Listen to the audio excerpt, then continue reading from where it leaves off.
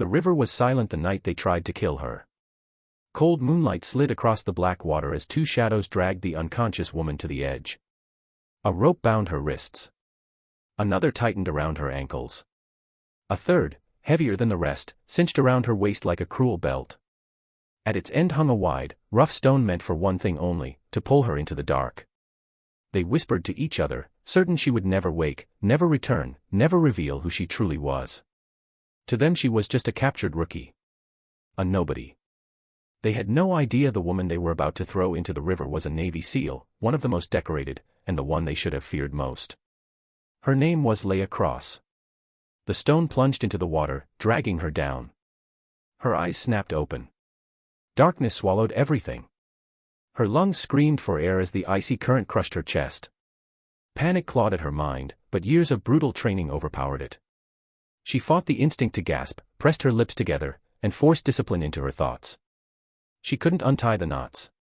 She couldn't reach the surface. She could barely see her own hands. But she could feel the riverbed. If she could plant her feet, if she could anchor herself, if she could summon the strength she never wanted to use again, she might live. Her boots scraped silt and stone. Her knees slammed into mud. She pushed. The stone at her waist refused to move at first, but she pushed harder, harder than in any training pool, harder than when she broke personal records, harder than the night she earned her place on the elite team many believed no woman would ever join. The stone lifted. Not far. Not long. But enough. Her fingers reached the rope at her wrists and twisted, pulling until a strand gave way. The world blurred. Darkness thickened. Just as her chest felt ready to burst, the rope slipped enough for her to wrench one hand free. With staggering effort, she clawed at the rope around her waist until her vision filled with stars. The stone dropped away and sank alone. Leah drifted upward. She broke the surface with a ragged gasp loud enough to shatter the night. But she had no strength left to swim. The current dragged her downstream, smashing her against rocks, pulling her under again and again. Hours later, she washed onto a muddy shore miles away, bruised, bleeding, shivering, alive only because something inside her refused to die. For 3 days she hid in an abandoned fishing hut along the riverbank. She treated her wounds with torn cloth and rainwater. Every bone ached. Her ribs felt cracked. Her shoulder was dislocated. But her spirit burned hotter than the pain. She replayed the attack again and again. Their voices. Their accents. Their patches. She had memorized everything before they gagged her. They thought she was new. They thought she was weak. They thought she would break. When she finally stood, she made a silent promise. She would finish the mission they tried to bury with her. Months passed. Back home, her brothers in the SEAL teams mourned. Leah Cross was declared missing. A memorial service was held. A folded flag was presented. Commander Hale, her team leader and closest friend, refused to believe she was gone. Something in him knew she would fight her way back. And far beyond the borders where they grieved, she did exactly that. Leah moved through villages and forests like a ghost. She learned local languages, hid among boats, took shelter with families who never knew who she was. A fisherman who found her half-conscious near his nets helped her recover.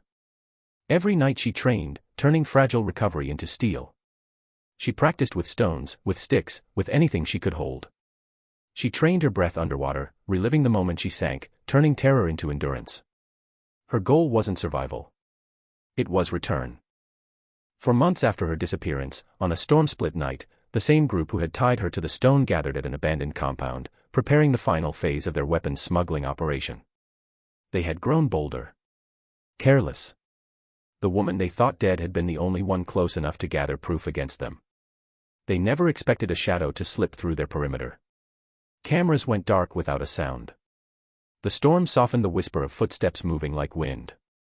And they never expected the command room door to burst open, revealing a woman they believed lay buried beneath a river.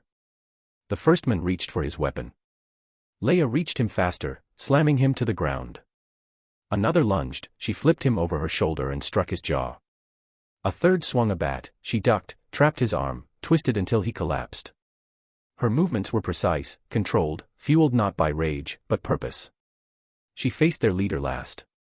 He froze, eyes wide, suddenly too afraid to draw his gun. "You," he whispered. "You were dead. I was, Leia said calmly. But you made a mistake. He fired. She dove behind a desk. The bullet shattered a monitor. She rolled, grabbed a fallen guard's knife, and threw it with lethal accuracy. It struck his weapon, sending it spinning across the floor. He ran. She chased him through rooms stacked with stolen weapons. He sprinted into the yard, shouting for help, but the storm swallowed his voice. Leia caught him before the gate and drove him to the ground, knee on his back. You tried to drown the wrong woman, she said. Floodlights snapped on. Dozens of beams. Dozens of figures. Her team. Commander Hale stepped forward, rain streaming down his face, eyes wide. Leia, his voice trembled like steel under strain. She stood slowly. He approached as if she might vanish. When his hand touched her shoulder, he felt warmth. Solid. Real. Alive. A breath he'd carried for months finally escaped. You're alive. I had a mission, she said. And I completed it. The raid that followed was swift. Weapons seized. Evidence secured. Criminals taken into custody. No one resisted after seeing what she had done. To them, she wasn't human. She was something that had risen from a grave they dug themselves. At sunrise, Leia stood with her team for the first time in months, thinner, scarred, hardened, but with the same fire in her eyes Hale had seen the day she joined. As they waited for extraction, Hale said quietly, "You didn't have to come back alone." She met his gaze. "I wasn't coming back for me. I was coming back because the mission mattered, and because you deserved the truth." He nodded. The helicopter lifted. The compound shrank below. The river wound through the land like a memory. Strength, she realized, didn't come from surviving the water. It didn't come from fighting men twice her size. It came from refusing to surrender when surrender felt easier than breathing. From choosing purpose over pain. Truth over fear. Rising when the world tried to sink you.